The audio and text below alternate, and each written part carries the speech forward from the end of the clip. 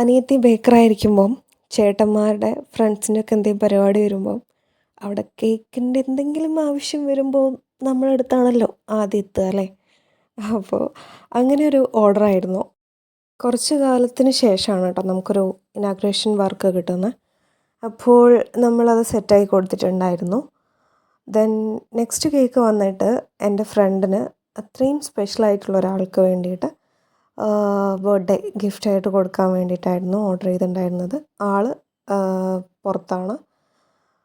Then എല്ലാ കാര്യങ്ങളും each and every minute കാര്യങ്ങളും അപ്പം നമ്മൾ മാക്സിമം നമ്മൾ സെറ്റായി കൊടുത്തിട്ടുണ്ട്. അപ്പം കേക്ക് ഇനാഗ്രേഷൻ്റെ കേക്ക് കുറച്ച് ലേറ്റായിട്ടാണ് അപ്ലോഡ് ചെയ്യുന്നതെന്ന് അറിയാം. കുഴപ്പമൊന്നുമില്ലല്ലോ അല്ലേ.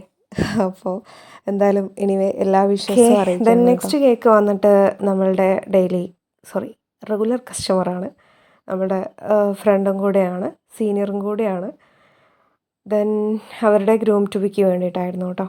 അതും വൈറ്റ് ഫോറസ്റ്റിലായിരുന്നു. 2 kg ആണ് കേട്ടോ വെയിറ്റ് വരുന്നത്.